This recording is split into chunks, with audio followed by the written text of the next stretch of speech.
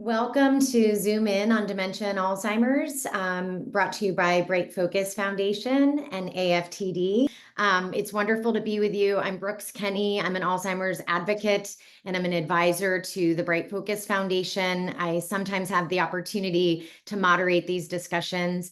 I've had Alzheimer's in my life with my mother-in-law, whom we cared for many years. And so I have personal experience and really am so inspired by the advocacy and research that's happening in the field.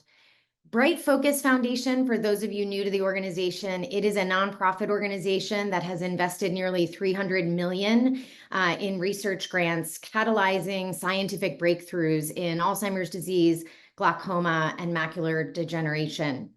And today's program is part of a series. We have a series called Zoom In on Dementia and Alzheimer's. And obviously the title of this one is Frontotemporal Dementia Diagnosis, Trials, and Treatment. And today's episode is very special. It's supported by educational funding from Sano Genetics. And throughout the year, additional funding support comes from Biogen, Lilly, and Genentech. And the timing of this topic is certainly very, very exciting. This week, advocacy is happening all over the world on behalf of this topic. It's actually World FTD Awareness Week, which is organized by the Association of Frontotemporal Degeneration, or AFTD. And the campaign really aims to shed light on this often misunderstood and misdiagnosed disorder. We are thrilled to be collaborating today with AFTD on this special episode. Dr. Shana Dodge, AFTD Director of Research and Engagement, is on the call with us, and she can answer questions that you might have about resources. So if you have additional questions and you want to add them in the chat, you are more than welcome to do so. We have a fantastic expert today. Many of you submitted questions in advance of this discussion today. Some of them were related to the topic of FTD, and then others were related to neurodegenerative diseases in general. So I just wanted to call your attention to our list of previous episodes. They're here for you to see. If you go to brightfocus.org/zoom in, you can actually access those questions and topics rather, and get more of your questions answered. And don't forget, we want to hear from you. So if there are topics that you're thinking about that are related to the work that we do, please put them in the chat. Please send us an email. We really do want to hear from you because we build these episodes based on the feedback that we get from our community. Lastly, I want to remind folks that when you are asking questions, we cannot answer anything personal. So please keep things general in nature. We can't provide specific treatment advice. Okay, moving on. I'm actually delighted to introduce you to today's expert speaker, Dr. Brad Dickerson. And I'm going to warn my audience in advance that I'm using my notes because his bio has a lot of big words in it. And I want to make sure I don't leave anything out. He is a behavioral neurologist and neuroscientist dedicated to the sophisticated, compassionate, and multidisciplinary care of patients with neurodegenerative disorders, including primary progressive aphasia, or PPA, Alzheimer's disease, frontotemporal dementia, posterior cortical atrophy, and related disorders. He is the Tommy Rickles Endowed Chair of Progressive Aphasia Research, Director of the MGH Frontotemporal Disorders Unit, the leader of the Neuroimaging Core of the MGH Alzheimer's Disease Research Center, and is a professor of neurology at Harvard Medical School. He runs a multidisciplinary team of 30 clinicians and scientists using advanced brain imaging and behavioral methods to study how memory, language, emotion, and social behaviors change in normal aging and in patients with disease. His team also studies new approaches to caregiving. Dr. Dickerson, welcome to the program, and thank you for all that you do. Thank you, Brooks. It's a pleasure to be here with everyone.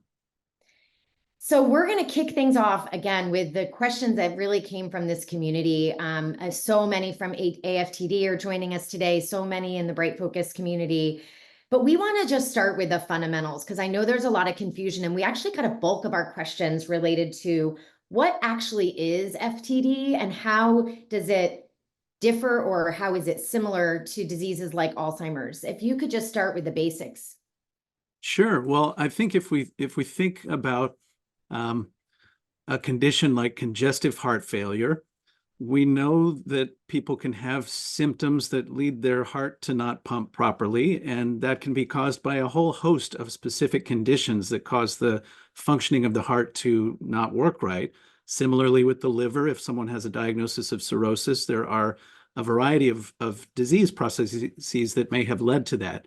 With dementia, it's really a form of what you might think of as failure of certain parts of the brain to work right, and it leads to eventual loss of cognitive or behavioral abilities that allow people to function independently in their day-to-day life. But there are lots of causes of it. The most common is Alzheimer's disease. And the way we think about it nowadays is that's a very specific brain disease. It's not synonymous with all dementia. It just happens to be the most common cause in the brain.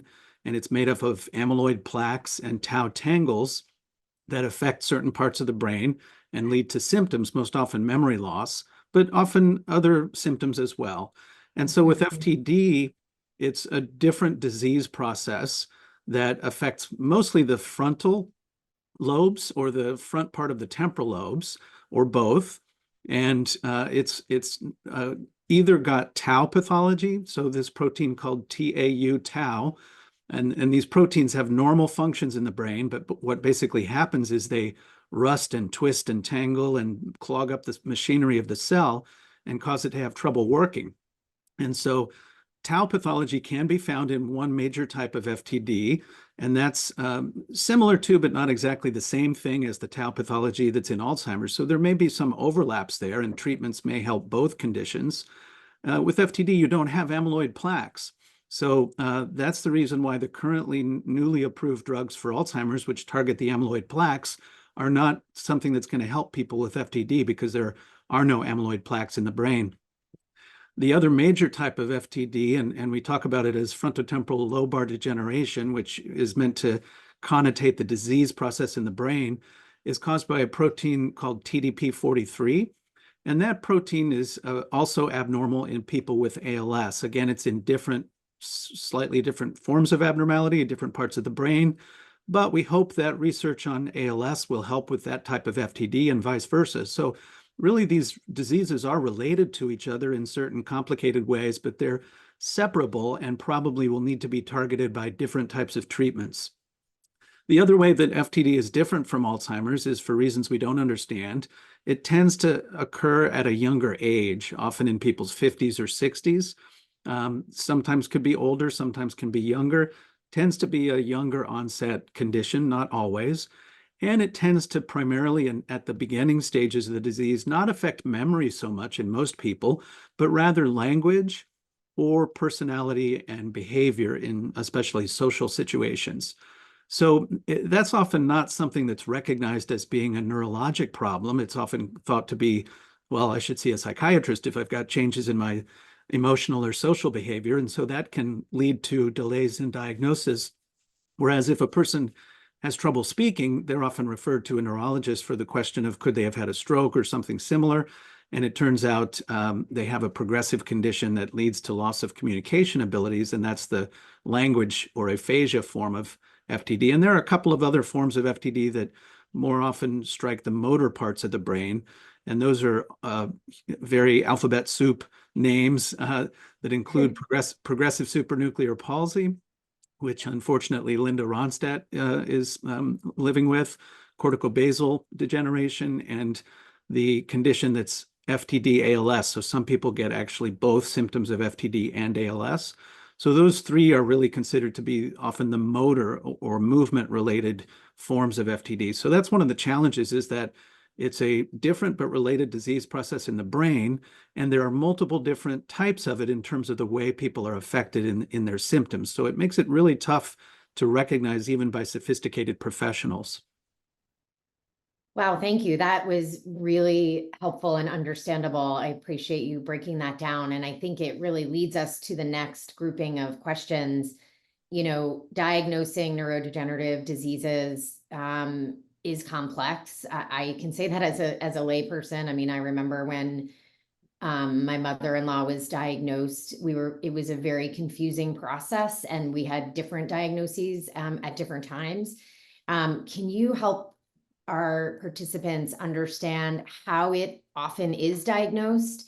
I mean, sounds like early diagnosis is not happening very often, but what are the tests that get done, and what's that diagnostic journey like? Yeah, unfortunately, it's often a longer diagnostic journey than anyone would want it to be. And some of that is because it's often hard to access specialists that really know these conditions, because many neurologists, for example, or neuropsychologists or geriatric psychiatrists might have seen a handful of patients with FTD in their careers, and are not really specialists. So that makes it challenging, because they're actually specialists, but they're not specialists in this particular set of diseases. So it makes it tricky. But anyway, what is typically done is the clinician will ask the patient, and also someone who knows the patient well, to describe what's been going on in their life. What kinds of symptoms are they experiencing? So that's taking a good quality history. The challenge there is that patients may or may not have insight into their symptoms. When people have the most common type of FTD, which is called the behavioral variant, they often don't realize anything's wrong. They may be behaving quite abnormally compared to how they used to be in terms of their emotional and social behavior, their personality, but not realize it at all. They may be making terrible decisions, may be losing money to scams, may be basically committing crimes that are not thought to them as being crimes, but are viewed that way by society. So it can be very difficult, because if you sit with the patient and try to get a history from them, they may not tell you anything's wrong. They may be frankly argumentative and deny that something's wrong. So you really have to try to get a history separately in that situation from the patient, and from either the spouse or a child or a close friend or someone who knows the person well and who knows what they used to be like before the symptoms came on. And that's particularly challenging in some forms of FTD. And then we do an examination, typically in person in the office. Some of this can be done by telehealth, which we've gotten better at since the pandemic, but some of it needs to be done in person. And so that's basically a cognitive examination, where we talk to people about how they're experiencing symptoms in their life, if they have insight into them. And then we test them with various tests, often starting with something simple like the MoCA, Montreal Cognitive Assessment, which is really a screen. It's not meant to be an in-depth assessment, but it's a starting point. And then we typically do a psychiatric interview. We try to find out maybe the person actually has depression or bipolar illness, or which can come on later in life, even though that's unusual. And so interviewing the person about their mood and whether they're experiencing any kind of hallucinations or delusions is important. So that's the psychiatric interview. And then the neurologic exam, which is trying to figure out, does the person have abnormalities in the movement of their hands, their walking, their eye movements, or other things that can be detected by a neurologist when they do an examination. Once we have all that information, then we usually have the beginnings of a formulation of what we should do next. Sometimes that is to get a full neuropsychological assessment by a neuropsychologist to really cover several hours worth of testing of thinking abilities, and sometimes questionnaires about symptoms that the patient fills out and that someone who knows them well fills out. And then we start to think about the actual medical tests, and we always want to get an image of the brain. So that's typically an MRI scan of the brain, which tells us about the structure of the brain and whether there are any abnormalities of the structure of the brain. And we often end up getting a PET scan that measures the functioning of the brain, which for anyone who's a Medicare beneficiary, that's been approved for this purpose for more than 20 years now.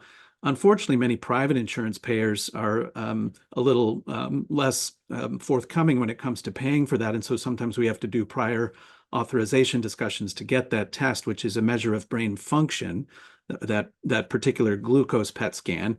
There are different types of PET scans. That's the kind of first line test that tells you if there's a problem with the functioning of the frontal lobes or the temporal lobes. There are not yet specific molecular biomarker tests for FTD, which is something we're working very hard on. That's really moved the field of Alzheimer's disease forward quite rapidly, which is to be able to get spinal fluid or do specialized PET scans to measure the amyloid plaques or the tau tangles in people with Alzheimer's disease. We don't yet have that for FTD, but we're getting closer to having those kinds of tests, which we really need badly. So that's kind of the starting point for a lot of this. If it's not clear that a person has something within this family, they may have other kinds of tests like brainwave tests like EEG or tests of spinal fluid to look for inflammatory or infectious conditions. So there's often a broader search for what might be causing the person's problems, but those are the general types of tools that we tend to use. And so when I listen to that comprehensive kind of end-to-end diagnostic journey, it sounds very similar to what you would do if you were potentially concerned about Alzheimer's disease, right? And so is it ultimately when you get to the MRI or the PET scan where you can decipher whether it's, I mean, symptoms sound a little bit different too, but you ultimately need the images of the brain in order to understand the type. Is that accurate? Yes, I mean, I think when people follow the textbook examples, which many people don't, but if a person is a textbook case, if you will, a lot of times a good clinician that is knowledgeable about these conditions, after just meeting with the person the first time and doing the initial evaluation of the history and the examination, they may say this is very likely to be the semantic variant of primary progressive aphasia, a very specific form of FTD, or one of the other specific forms of FTD, and they may say, I predict that I'm going to see X, Y, and Z abnormalities on the MRI, A, B, and C abnormalities on the FDG PET if it's needed. Mm. And then when those come back correct, it's essentially 95+% accurate, even if we don't have molecular biomarkers for FTD. But yeah, the general approach is similar across these different conditions, including Lewy body disease or vascular dementia. We're just about to publish some the new American clinical practice guidelines for how to approach the diagnosis of these types of conditions. And it's really similar across the board, even though some of the specifics may vary. Got it. And one question that we had that came in advance is someone with a primary progressive aphasia diagnosis with Alzheimer's etiology. Is that another thing, another topic within the umbrella? Yeah, so the way we like to think about the what we call the diagnostic formulation. So when you're a doctor or another medical professional and you're formulating a diagnosis, you might say this person has congestive heart failure. It's stage 1 because it's not affecting them very much at the moment, and it's likely caused by coronary artery disease with multiple heart attacks that have weakened the muscle. So that's really telling you what's the overall set of symptoms that a person's having, how severe are they, and what's the cause. We think the same approach should be applied to these conditions. So the first question is, what's the person's cognitive functional status? And what I mean by that is, are they unimpaired? Are they without any impairment, but maybe subjectively concerned, but you can't see any evidence that they actually have real cognitive impairment or losses of functional independence in daily life? Or do they have mild cognitive impairment where they may have symptoms, they may have evidence on testing that they have a memory or other problem? Language is a common example, which would be aphasia, but they're still functioning independently in daily life. They don't need someone to take over for their bill paying or their driving or their other high level activities of daily living. Or they may have mild dementia, which means they have the symptoms that we're talking about, whichever type they are, that's detectable on testing, and they've lost some degree of independent functioning as a result. So it may be mild, but they no longer are able to do their job anymore, for example, because of this condition. So that's cognitive functional status, which tells you essentially how independent or not independent are they as a result of this problem. And then we get into syndrome. What's the syndrome? So primary progressive aphasia is a complicated name for a syndrome, which is where there's a communication problem or a language problem. It's the main issue, it's primary, and it's getting gradually worse. It's progressive. So it's really a descriptive term for gradually progressive communication difficulty in the absence of much of anything else. And then the third thing is, what's the cause in the brain? Which of these diseases is causing it? We know that primary progressive aphasia can be caused by frontotemporal degeneration in the brain. There are two major types. Or it can be caused by an atypical form of Alzheimer's disease in the brain. It's one of the so-called atypical forms of Alzheimer's. And the characteristics of a person's language impairment are different usually between whether it's caused by Alzheimer's or whether it's caused by FTD. And usually experts can tell the difference before they start doing all the medical testing. So there are forms of these, of primary progressive aphasia that can be caused by Alzheimer's disease or by FTD. And generally speaking, there's a probability that that may be true for the other syndromes as well. So for example, the behavioral variant FTD syndrome, which a lot of people think of as the classic syndrome where the person is not how they used to be, personality and behavior-wise, usually is caused by FTD, but rarely can be caused by an atypical frontal lobe predominant form of Alzheimer's disease or other conditions as well. So there are probabilistic relationships between the person's symptoms and their underlying changes in their brain. It's not one-to-one. That's one of the things that makes it really tricky. Yeah, it's certainly complex. And building on that, we had a lot of questions about signs and symptoms, and I know you've talked about them, but generally speaking, what is the progression of symptoms for FTD? When does memory come into play? And what, we have two questions here I'm reading about: what can we do if we think our loved one has FTD? So if you could talk a little bit about that. I mean, I know in the Alzheimer's specific community, we spend so much time talking about early, and get a baseline, make sure you understand how your brain is functioning so that when things start to shift you can get a hold of it much earlier. But I think this feels even more tricky given the behavioral symptoms. And I'm not sure how well known this really is, that's more the behavioral and communication. So if you could just speak a little bit to the community out there listening, how to help a loved one if you suspect something is off or not right, and then what are some of the symptoms as someone progresses along the disease?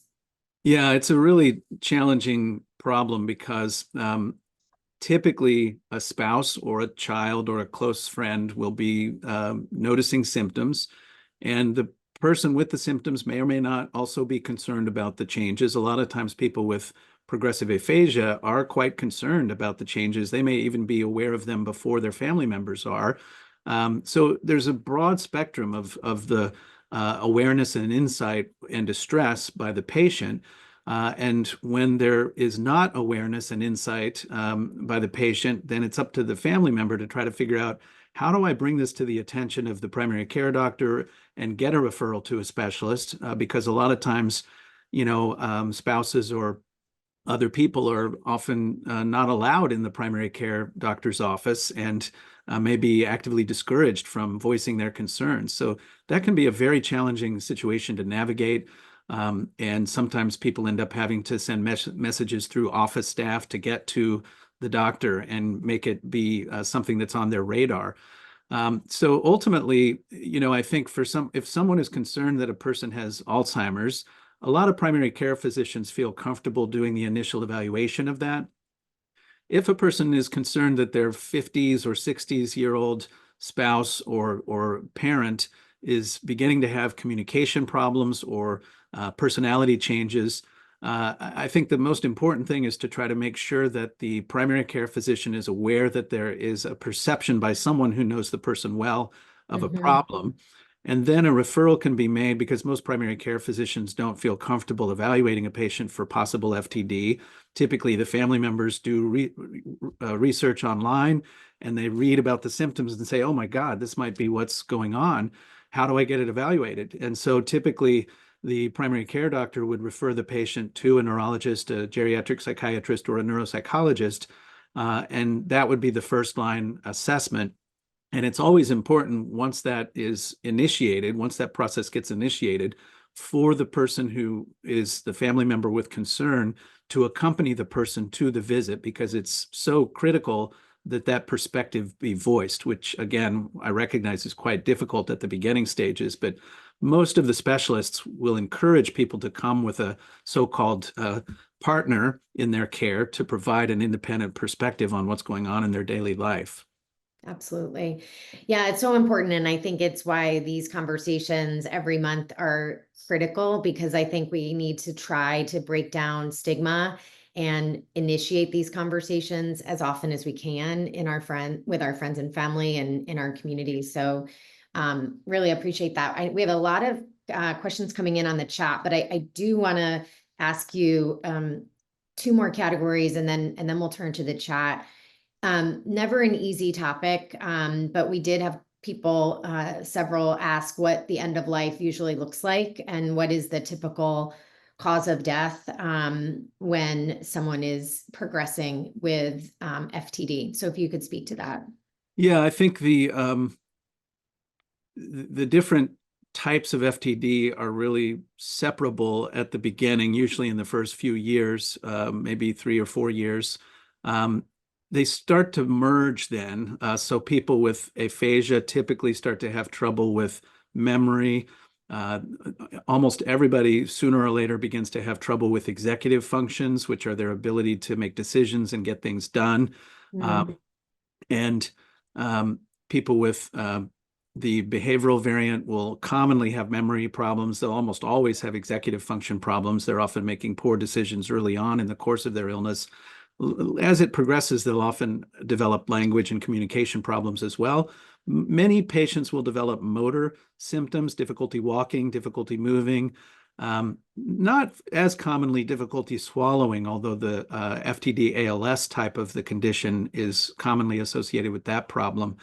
And so the subtype that we identify at the beginning is often very helpful at predicting what symptoms do we need to worry about going forward, and what maybe we need not to worry as much about, and what's the timeline for those symptoms. So when people have FTD ALS, meaning they have some form of cognitive or behavioral impairment that's typical of FTD, and they have motor neuron disease, meaning weakness in their limbs or in their swallowing and talking muscles, their survival is often quite short, usually on the order of 2 to 5 years.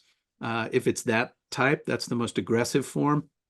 Whereas if people have some of the progressive aphasia forms, their survival can be a decade or sometimes longer. We've had people go for up to 20 years even, because some of the patients don't have much in the way of motor impairment, so they don't end up bedbound, they don't end up having trouble swallowing.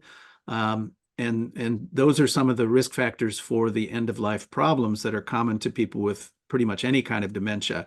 Once a person with dementia loses enough ability that they're basically not able to take care of their basic activities of daily living, they forget, in so many words, how to walk, how to talk, how to eat, and need people to help them with those things. They end up in a debilitated state that makes them vulnerable to opportunistic problems like infections, like urinary tract infections, aspiration pneumonia, bed sores, and the like. And those are often the end stage problems that are essentially complications of the disease that was there to begin with, that lead to death. And the range is wide. The average tends to be 7 to 12 years or so. Maybe I usually tell people somewhere on the order of not quite or around a decade. And again, it depends very much on how early it's diagnosed.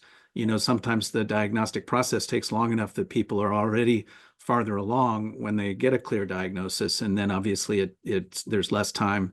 But most of the time, when I hear that a doctor has told a patient, you've got 1 to 2 years to live, that's actually not true, unless they have one of these rare, very aggressive forms. So I think a lot of less experienced doctors think these conditions are actually more aggressive than they are.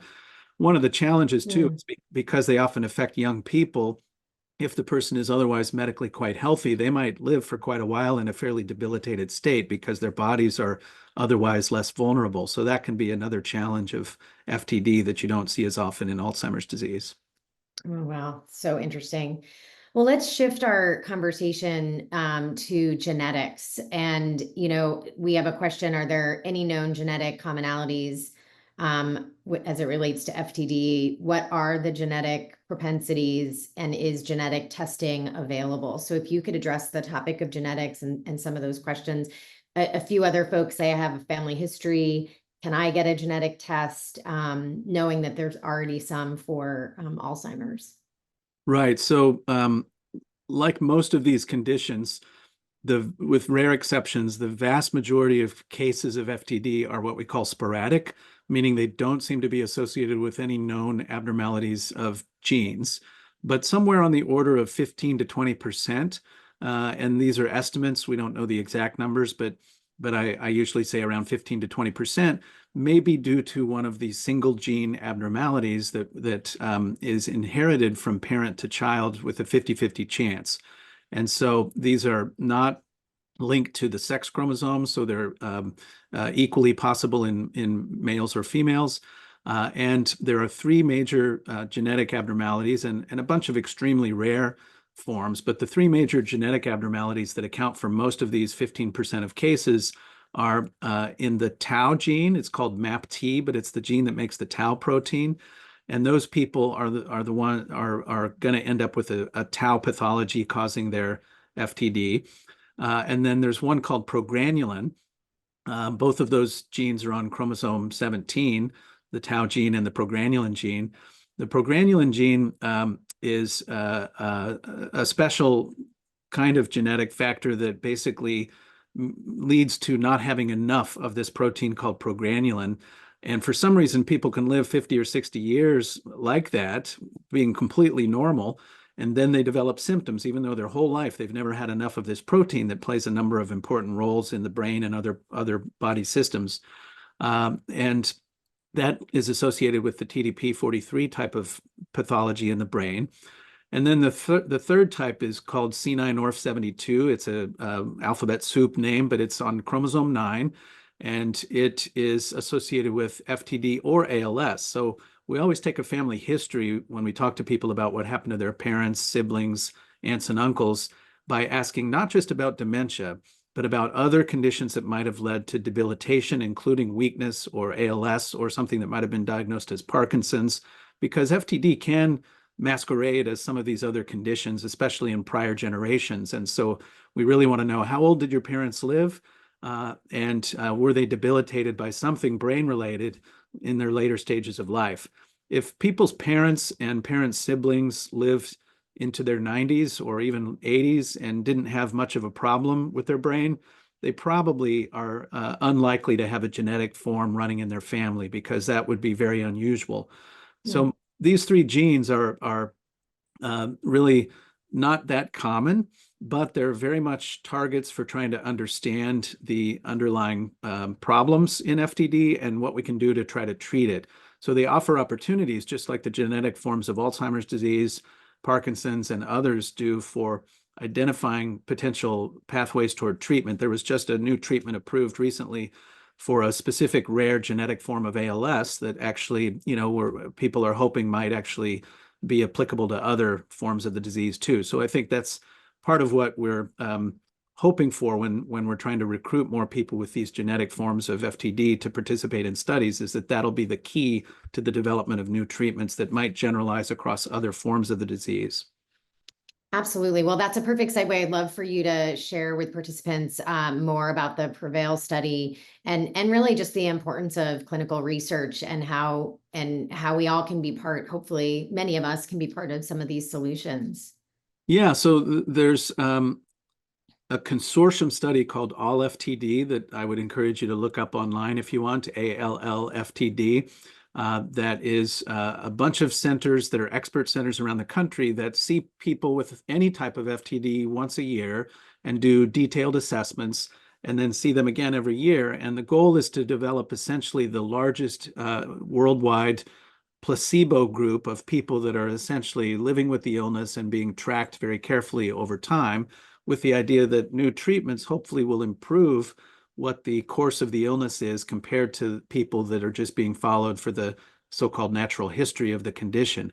And so there are a number of clinical trials now that are targeting specific subtypes of FTD. Most of them are actually focused right now on the progranulin genetic type, which is quite rare. The estimates are there may be 60 to 100,000 people in the US living with any type of FTD. There may be 10,000 people at most, probably more like 5 to 10,000 with the progranulin related type of FTD, maybe even less common.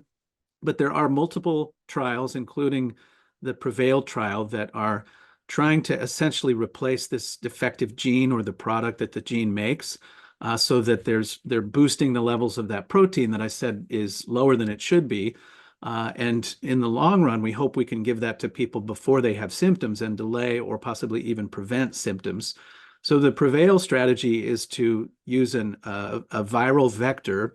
It's called AAV, adenovirus vector, which is a way to safely deliver genes that are healthy genes to the body in people who have abnormal copies of those genes. And we have several FDA-approved medications that take advantage of this biotechnology, including treatments for hemophilia, muscular dystrophy. So this is a proven technology that works for these rare genetic diseases that are associated with a single gene mutation. So there are multiple different strategies, including PREVAIL's strategy, to try to do this for people with the progranulin genetic form of FTD. And partly because it's hard to figure out how to recruit those people because it's so rare, they and a number of other companies have sponsored free genetic counseling and testing for people with a diagnosis of FTD, and there are links to some of those on the AFTD's website. And so the goal is to try to help find people with this form of FTD so that they can try to be recruited for the trials. Right now, they're just looking for symptomatic patients, people with symptoms. In the long run, we're going to be looking for people that don't yet have symptoms. But right now, part of what they're trying to do is figure out if the treatments are safe and if they are boosting the levels of progranulin in the way that we think they should in order to work. And there are other so-called biomarkers that are being tracked to see if they're improving along the way. And the initial preliminary study looked promising when it came to some of the correction of abnormalities of the biomarkers that we want to see in people that are getting successful treatment. So we don't yet know whether the people that are the first ones, the first 13 people that got that treatment, if it's going to help them in the long run, but it's looking promising with regard to beginning to correct the biological problem. Fantastic. So I can't believe how quickly our time is going, and every answer is so chock full with such amazing content that I know people are gaining so much knowledge today. Can you speak briefly about what are the treatment options right now for FTD, and maybe giving our community some insights into what can you do if you have a diagnosis? Are there lifestyle things that can be done to ensure the highest potential quality of life? And then I'm going to get to some of your questions in the chat.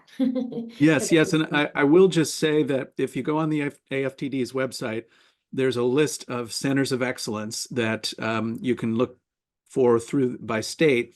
And if you have concerns about your own genetic risk, which a lot of people voiced, I think the best thing to do is to reach out to the closest center of excellence to you and find out what you might be able to do in order to figure out what your genetic risk is. It may not be possible to do because if you don't know what the biology of your family member with FTD was, then it's hard to know what to even test for. But the centers of excellence are really the fountains of knowledge that you should connect with, because even if you can't get the answers for yourself right now, there are often studies that people can participate in of one sort or another to try to take advantage of cutting edge technology.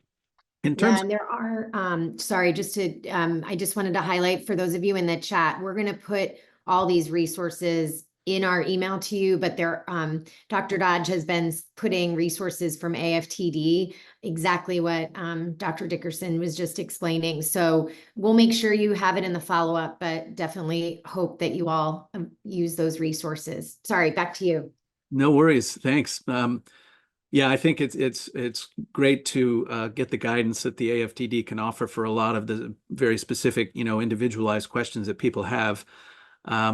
So in terms of treatment, I think I like to think about the idea that all of these conditions are treatable from the big picture perspective meaning how do you do the best you can to support people in optimizing their quality of life despite the challenges that they're living with.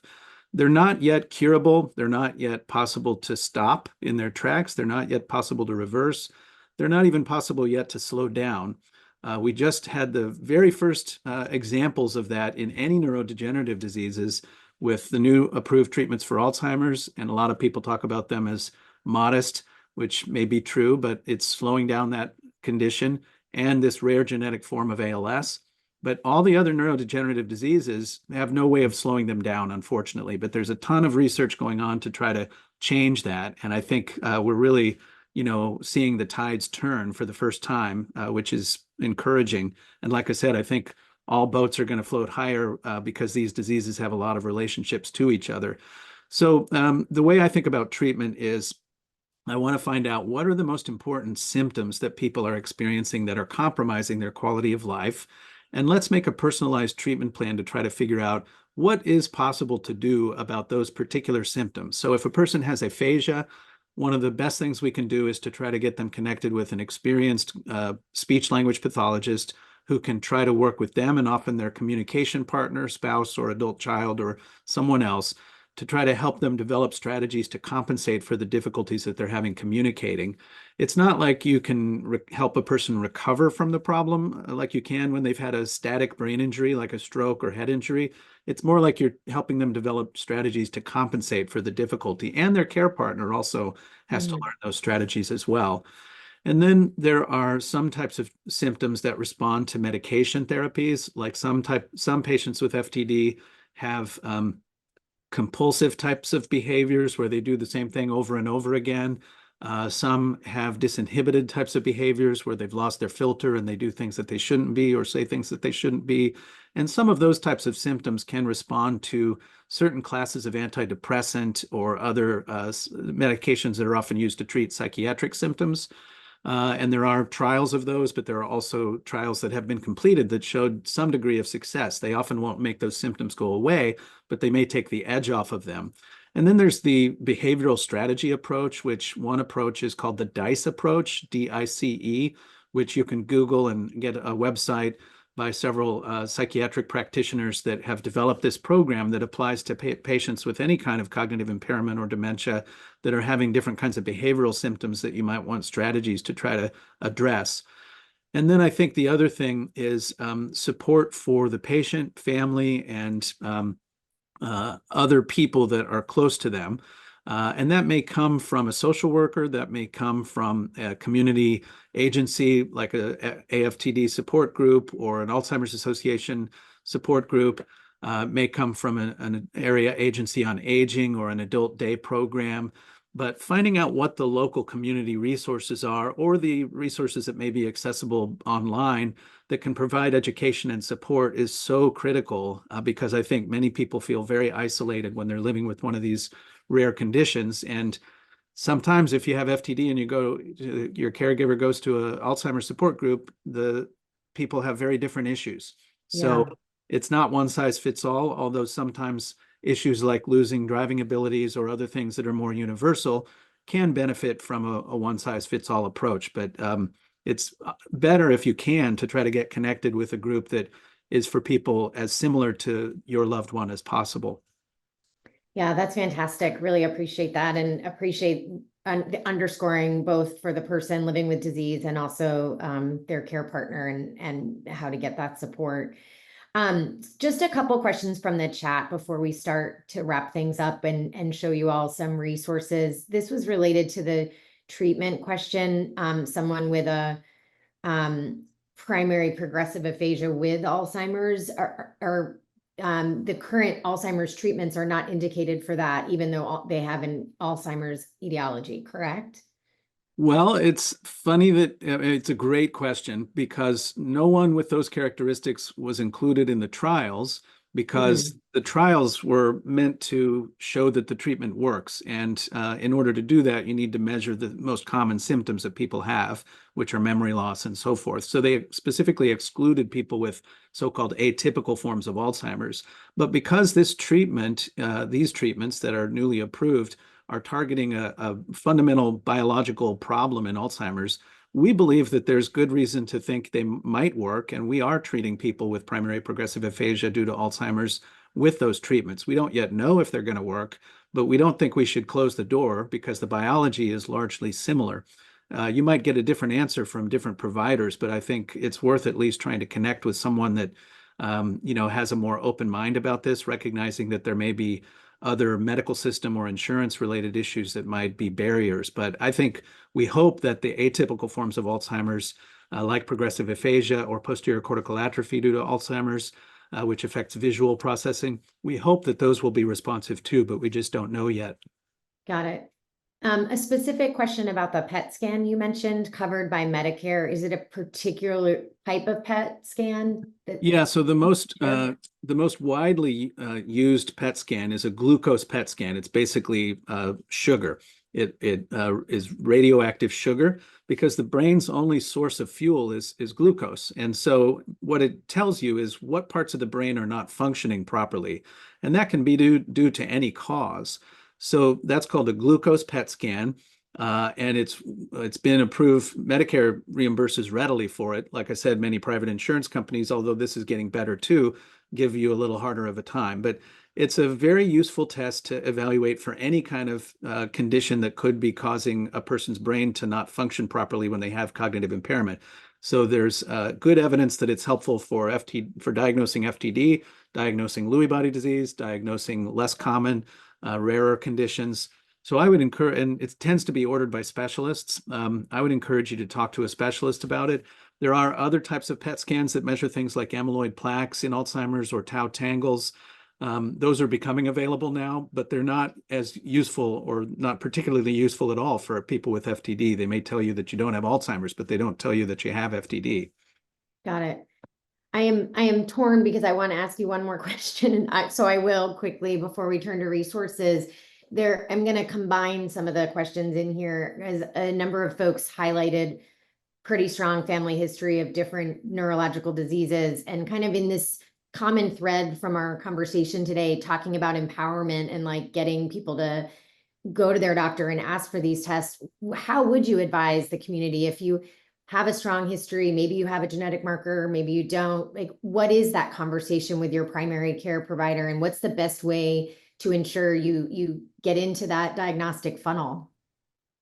Yeah, it's difficult because if you bring up family history with primary care doctors, they may put that in for things like breast cancer, colon cancer. They may really, focus on that for certain conditions. But if you talk about dementia or Parkinson's, they won't know what to do almost universally. So I think more and more there are neurology and sometimes psychiatry programs at university hospitals that are offering brain health clinics. And the idea there is if you may be at elevated risk for a condition that ran in your family, or at least more than one member of your family had, it might be possible to try to optimize resilience, even if we don't know exactly what your risk for it is. And so Mass General offers this, Beth Israel offers this. There are a growing number of academic medical centers that are offering so-called brain health clinics that are trying to help people when they're concerned about their own risk. I mean, for the most part, if you read the Lancet Commission recommendations on modifiable risk factors for dementia, which gets updated most every year, they talk about the major risk factors that you can actually do something about that would lower your risk for dementia, regardless of what type it was. And those seem to apply across the board. So I would encourage people to look at that if they're interested in more detail. I agree. I wait for that to come out and read it. And those are the things I forward to my friends and family. Well, thank you. While we pull up the slides, I just want to summarize some of the key themes that we heard today. I think first and foremost, I'm feeling this need as a community for us to continue having these conversations, right? There are things we can do. We can join clinical research studies. We can look at universities for more resources from providers. We can start asking questions when we see something in ourselves or in our loved ones. This is the Prevail study that we had mentioned. The link is in the chat and will be provided in the email. You can see that this gets to the genetic conversation that we've been having around how can we really understand the genetics of FTD and empower the research community to identify new treatment options. So definitely want folks to feel empowered that they can take action. We can move to the next slide, and this is where, certainly want to focus and invite Sharon from AFTD if you want to bolster any of my comments here. But, obviously AFTD is here to support this community. As I said, it's FTD Awareness Week, and they are shedding light on this often misunderstood disorder. I hope today's session really brought more light to it for all of you, but they have a helpline, they have support groups, they have a lot of information about genetics. They have tons for researchers, and then an annual conference for education, and they've just been such a wonderful partner to us at Bright Focus Foundation. And I think it deserves to be said that just like the research community needs to continue to collaborate to learn from the lessons, in the lab and in the clinics, we as nonprofit organizations need to continue to collaborate so that we can lift all of our collective voices. So I want to just, on behalf of Bright Focus Foundation, again, thank the AFTD for their partnership today. We at Bright Focus Foundation also have a number of resources available to you in the area of Alzheimer's disease, macular degeneration, and glaucoma. You can visit us at brightfocus.org/zoom-in, and you can look at many episodes. I heard a lot of folks in the chat and in the pre-questions talking to us about Alzheimer's treatments and how is Alzheimer's diagnosed. And we actually have done a lot of work and posted a lot of expert conversations like this one on our website. So I welcome you to go there. And then these are our free publications, which we're happy to send to you. And lastly, just as a reminder, we will be doing these episodes regularly every month, sometimes twice a month. And so we want to hear from you.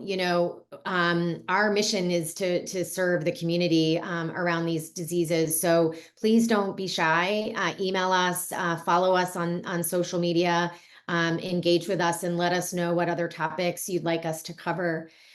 In October, we have 2 sessions planned. One is the zooming in on clinical research, and we're going to be highlighting the START study, which is testing an oral capsule that may protect brain synapses. And so we're going to dig into that. And, we really got this idea from all of you because you were raising your hands and saying, I want to understand what is a trial? How do I get involved in one? It's so interesting to us because in cancer, clinical trials are often the gold standard, and people know about them and ask if there is one, but we have to continue to bolster that in Alzheimer's disease. And so we've decided to make this a regular part of our series, and you all are the reason why, because you asked for it. So we're happy to share. And then we're also going to be talking about how we can learn more about the diagnosis of dementia with a particular focus on Alzheimer's disease. And that's next month as well. And we think that, and that is being with Dr. David Holtzman, a renowned expert on the topic. And we know with promising treatments here now, diagnosis is really important. The earlier we can have it, the better. And so hopefully you all will register and tune in. And don't forget to share these registration links as you get them with your families. I think that one way we can break through stigma is to start these conversations sooner and having them more often. And sometimes if you come to an episode like this, it's a little easier, maybe at your next, holiday gathering to say, I was tuning into this episode about diagnosing FTD and I learned some things that I didn't realize, or, it's just an easy thing. Like, my dad always calls me and says, oh, I read this article in the newspaper, and that oftentimes will spark a conversation. So I encourage you to share this with the community around you. And again, on behalf of Bright Focus Foundation and AFTD, we want to thank Sanogenetics for making today possible. And we want to sincerely thank our expert, Dr. Dickerson. I am just personally grateful that you're out there doing all the work that you're doing on behalf of all of our brains. So thank you for what you do, and thank you for being with us. I hope you can join us on a future episode. Thank you, Brooks. Thank you, everyone. Okay, bye for now. Thank you so much.